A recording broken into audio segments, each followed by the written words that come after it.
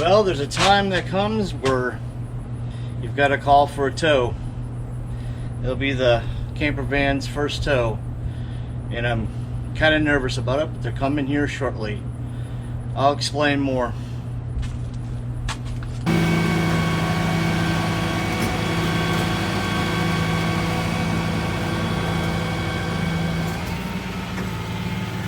Here's the rear end. See the rear? Yeah.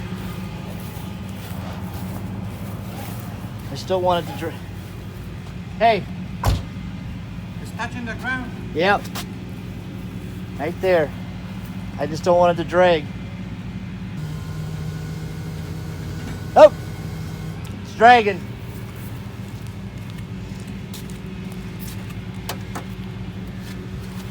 It's touching.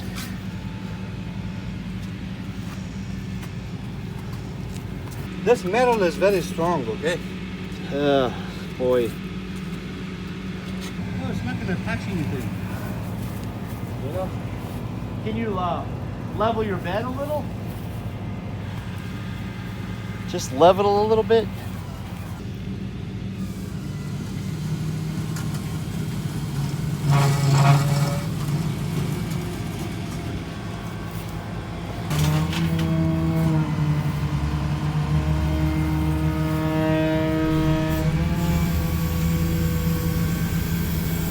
There's the other company that came.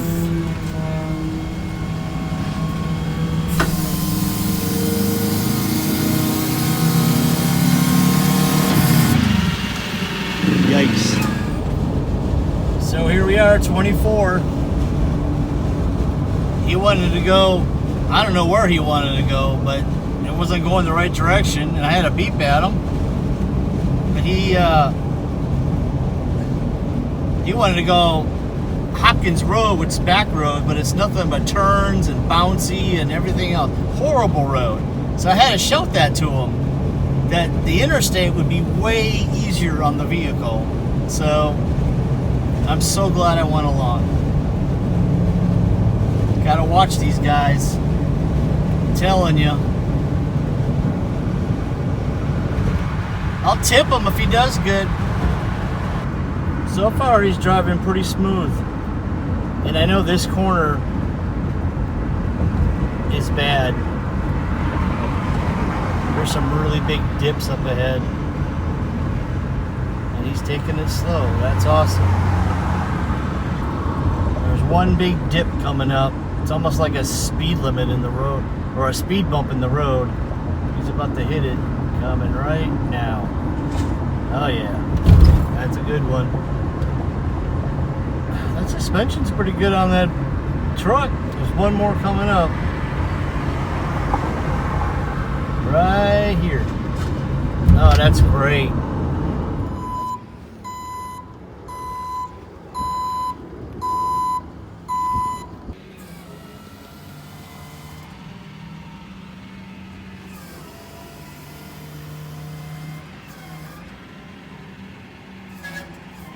All right, moment of truth. Let's see if it drags. Slower, slower, slower.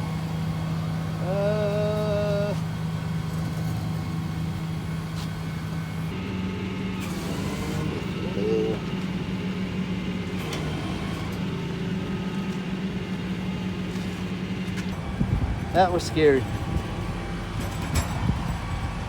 Did you ruin anything?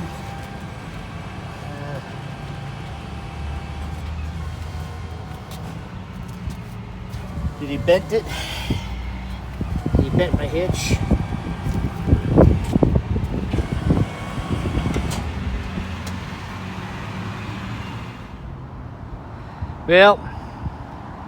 Well, he's gone. He got it close. The hitch, as you could see, dragged a little. That made me a little nervous, but he seemed to be pretty smooth with it. Did not touch the exhaust pipes of the generator. That's what I was most concerned about. But I don't know. Looking at the side of it, does it look bent? Kind of hard to tell, but you can see right there where he dug into the asphalt. Later that same evening. Okay, well, we have resolved this to where, let me show you something. I don't think it's a fuel pump. I'm gonna turn this over and watch these gadgets.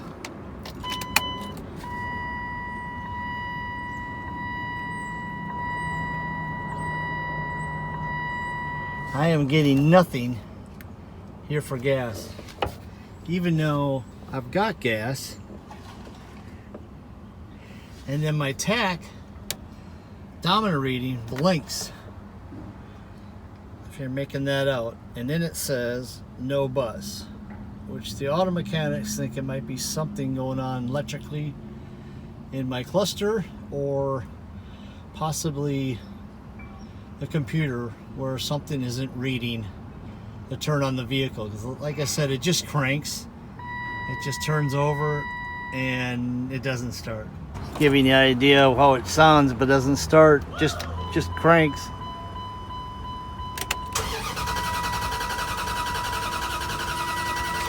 Ain't nothing.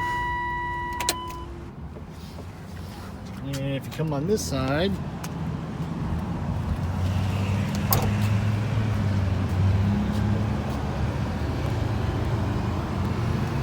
here's my computer, the red box. That's a solenoid that tells my house battery to charge. But right there is what we're looking at, where we're having an error in electrical. So that's one thing to look at. We're going to test the computer and go from there. Before, when we were thinking that it might have been the fuel filter or fuel pump, you know, we checked a few things where you can take fuel injection into the carb, and it chugged, but just didn't want to stay running. And then you can also tap the gas tank underneath. Sometimes that'll trigger the fuel motor. And by the way, it's between this tire and the driver's seat, as far as this year on the vehicle, where the gas tank is. On the older models, they're in the back, which is kind of nice because Roadtrek has it where the table sits, you can spin that spindle out and then reach the fuel pump. Well, they got rid of that after the 2000 models. But we're looking more electrical now. So we're going to keep working on it. Or they're going to keep working on it and see what happens.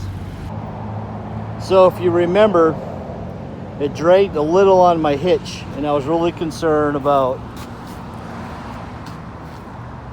the piping on my generator. So I've got an idea this time.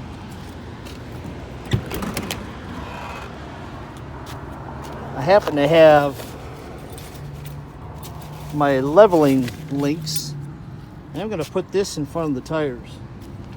That way it lifts it up a little bit, and then it won't drag. If the wheel's rolling on my links, it'll give it a little momentum so it doesn't drag. So on the actual hitch. If you find yourself in this situation, I do recommend a flatbed. I wouldn't recommend a regular record because your front end will be up. It'll be bad on your differential, and you could possibly bottom out and do damage to the rear of your vehicle. The next day. Well, here's the finished results. There is the new brain module. OEM. Doesn't look like too much of a hard install. Not sure how I feel about these bare wires right here, and this is just sitting here, but I can tidy that up. But we'll see how it does. Again, it has a 3-year warranty on it, which is pretty cool. And then the original, let me show you that. Here's the original. I did have to pay a core charge of $100 to get my part back. Sounds funny, but that's how it works. I looked it up. Here's an example. If you purchase a part like a Dodge ECM for $475, for example, 100 of the cost is a core charge. After all, remanufacturing parts would never be sold if cores were never returned for new parts. Makes sense. Came from Huntsville, Alabama. There's your part. You just basically look up this part and it'll pull up the new OEMs.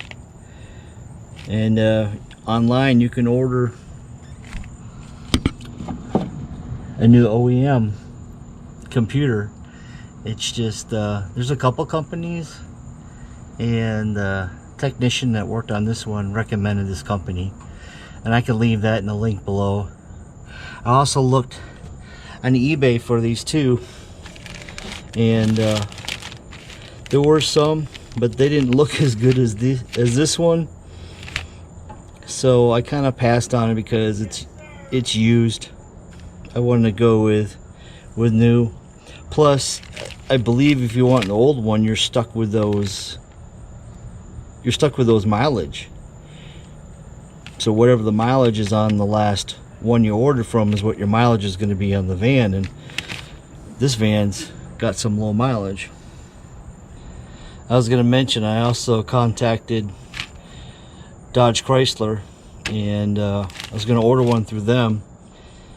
It would have been expensive, like $1,000, but they said they stopped making them in 2018, so just missed it. Okay, the moment of truth.